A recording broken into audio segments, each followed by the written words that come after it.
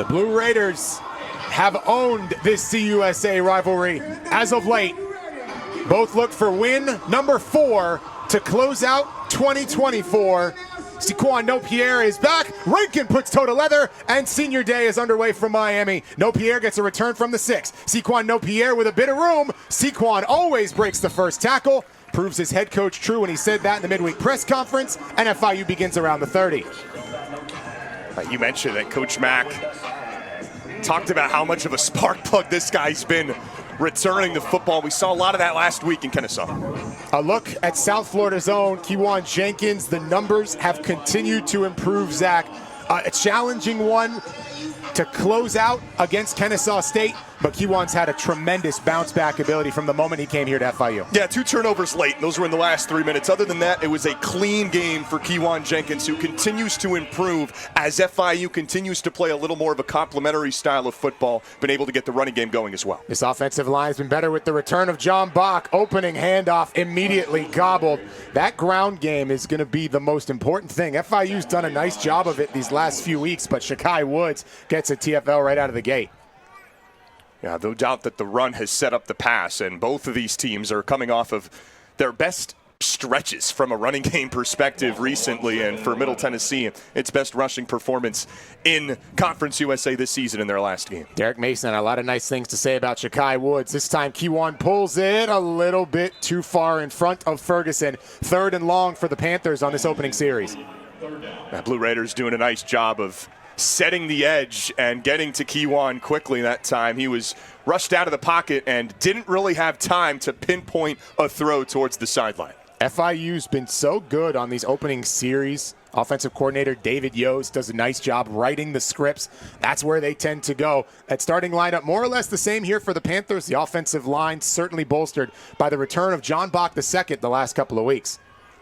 Kewan, 3-step drop. Jenkins with time, now running out. It flips it ahead. Flex Joseph to the 40, and Flex Joseph on senior day, the first big play for FIU.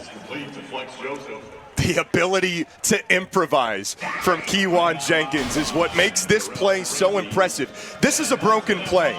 Pocket begins to collapse. He has to move up, and instead, just the little check down, the little toss to Flex. Great situational awareness and IQ by the quarterback. Just 5 total carries the last 2 weeks for the super senior Flex Joseph. Right up the middle. This is the Amari Jones package, just shy of midfield. We've seen Amari run plenty. Came into the year as quarterback 2, has thrown it a little bit, 12 overall passes on the year, 10 runs, and it seems like he may be a staple today as a Wildcat, or Wild Panther in this case. There you get a look at that opening 11 for FIU.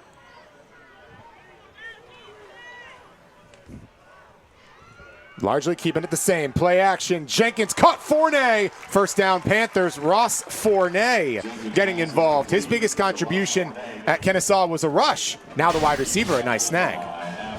Good job by Jenkins selling the run. Pinpoint pass on the crossing route to Ross Fournay.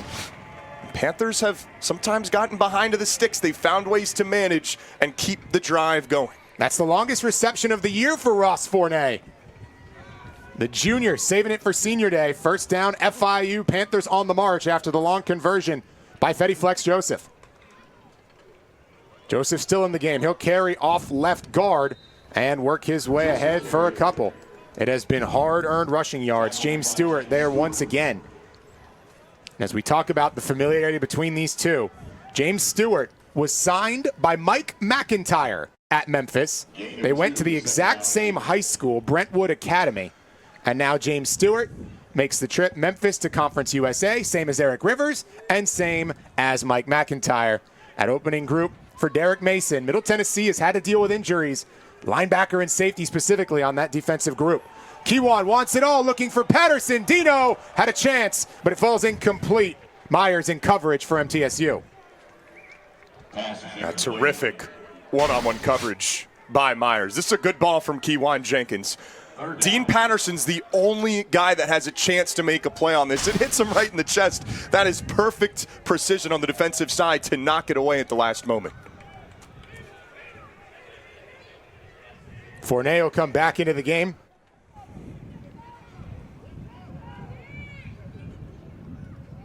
Panthers get 3 wide receivers out there along with Lions. Patterson in motion right to left. Middle Tennessee brings heat, picked up well. Jenkins right down the middle, floats it. Fournette inside the 10. Ross Fournette having his best game on this opening series. Well, it's almost the exact same play, Corey. Find a soft spot in the middle of the defense. And what a first drive for Ross Fournette. Wow, he had one of the most memorable moments of his career last week. One more look here. Great throw by Jenkins. He's wide open. He's got 5 yards of separation. And, of course, had that unbelievable fake punt last week. One of the more memorable plays he's had. Fournette had 16 receiving yards over the course of the season. He's more than tripled that on 2 plays. That is blown up from the spot, flipped outside. FIU keeping it alive. The improvisational ability of Keyjuan Jenkins just saved a huge loss as Dean Patterson gets to the 5. I don't know how Keyjuan Jenkins sees the way out here. FIU is trying to protect as best they can, and Flex Joseph just gets blown up in the backfield, and somehow Keyjuan Jenkins has the foresight to look to his left and quickly, not even just throw it away, but make it a positive play for FIU. 2nd down and goal from just inside the 5-yard line. Rivers goes in motion. The give right up the gut, fighting, working to the 2 is Flex Joseph. The Panthers trying to get the 5th-year senior into the end zone to begin senior day.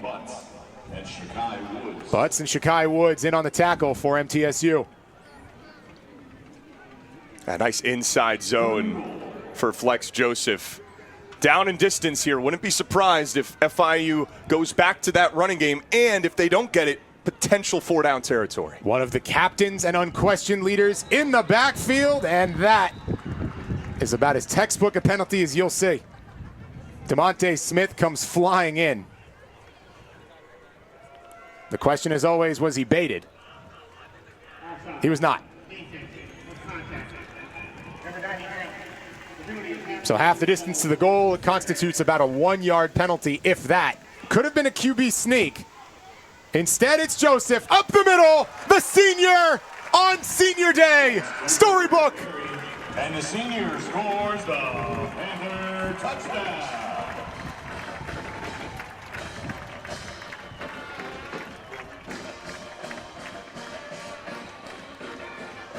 What a methodical drive for FIU to get this game started. And you mentioned it. Flex on his day, flexing on him. Great job by FIU's offensive line opening the hole. That is a walk-in, roll out the red carpet for Flex Joseph, and a perfect start for the Panthers. Missed last year with an injury, worked so hard to get back to this point, and on a day when he gets his flowers, he gets 6 points. FIU on the board first in the final game of the season.